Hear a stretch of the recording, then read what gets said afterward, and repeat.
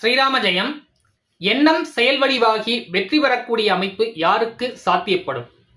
ஸ்கூல்ல படிக்கும்போது நம்மளை எல்லா மிஸ்ஸுமே கேட்டிருப்பாங்க, நீ படிச்சு என்ன ஆளாக போற அப்படின்ற மாதிரி சில கேள்விகள் வந்திருக்கும். ஒவ்வொரு ஆளும் ஒவ்வொரு மாதிரியான ஒரு பதில சொல்லியிருப்பாங்க. சில பேர் டாக்டர் ஆகணும், என்ஜினியர் ஆகணும், வக்கீல் ஆகணும்ட்டு நிறைய சொல்லியிருப்பாங்க. ஆனா ஒரு சில வருஷங்கள் கழிச்சு அதுல இருந்து அவங்க டைவர்ட் ஆகக்கூடிய அமைப்புகள் இருக்கும். அதாவது படிச்சு ஒரு 11th 12th படிக்கக்கூடிய காலகட்டங்கள்ல அவன் எதை நோக்கி போறான்ன்றது தெரியாத அமைப்புகள்ல சில பேர் அப்படியே தட்டு மாதிரியான அமைப்புகள்ல போயிடுவாங்க. சில பேர் அந்த நோக்கி கரெக்டான அமைப்புகள்ல போக்கஸ் பண்ணிட்டு போவாங்க.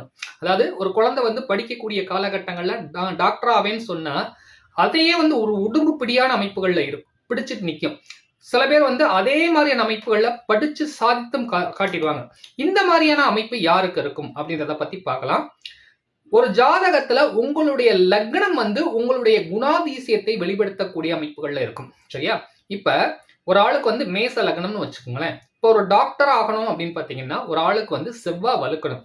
ஒரு ஜாதகத்துல லக்னாதிபதி அப்படின்னு சொல்லக்கூடிய கிரகம் உங்களுடைய எண்ணத்தை பிரதிபலிக்கக்கூடிய அமைப்புகள் இருக்கும். உங்களுடைய லக்னமும் அதை வெளிப்படுத்தக்கூடிய அமைப்புகள் இருக்கும். உதாரணமா சொல்றேன், இப்ப மேஷ லக்னம்னு எடுத்துக்கங்க. இப்ப டாக்டருக்கு படிக்கணும்னா 10ஆம் பாவகம் நல்லா இருக்கணும், செவ்வாய் நல்லா இருக்கணும். செவ்வாய் சுபகிரக தொடர்புகள்ல இருக்கணும். இப்ப செவ்வாய் மருத்துவத்துக்கு காரக கிரகம். இப்ப செவ்வாய் மேச லக்னமாகி லக்னம் சுப அமைப்புகள்ல இருந்து, அதாவது குருவினுடைய தொடர்புகள்லயோ அல்லது சுபகிரகமாகிய தனித்த புதனுடைய அமைப்புகள்லயோ பார்க்கப்பட்டு, அதாவது அங்க இருந்தாலும் சரி அல்லது நேரடி அமைப்புகள்ல சமசப்தமமான அமைப்புகள்ல சுபகிரக தொடர்புகள் மட்டுமே லக்னத்திற்கு கிடைத்து லக்னாதிபதி லக்னத்திற்கு 10ஆம் இடத்தில் உச்சமாகி சுபகிரக தொடர்புகள்ல இருந்துச்சுன்னா அந்த மாதிரியான பர்சன் எந்த விதத்திலும் டைவர்ட் ஆகக்கூடிய அமைப்புகள் இருக்க மாட்டாங்க. இப்ப படிக்கக்கூடிய குழந்தைக்கு நான் டாக்டர் ஆவேன்னு அந்த குழந்தை சொல்லுதுன்னா அது தெரியாது. அது டாக்டர்னா என்னன்னே தெரியாது. ஒரு 3வது 4வது படிக்கிற குழந்தைக்கு என்னன்னே தெரியாது.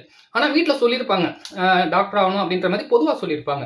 அப்ப அதையே மனசுல அப்படி தேக்கி வச்சுக்கிட்டு அதை நோக்கி போக்கஸ் பண்ணி ஜெயிக்கக்கூடிய அமைப்புகள் இந்த லக்னம் சுபவலு பெற்று லக்னாதிபதியும் சுபவலு பெற்றக்கூடிய அமைப்புகள் இருக்கவங்களுக்கு நிச்சயமாக அது சாத்தியப்படும். வேணா நீங்க பல ஜாதகத்தை ஆராய்ஞ்சு பாருங்க. இந்த விதி 100% பொருந்தும்.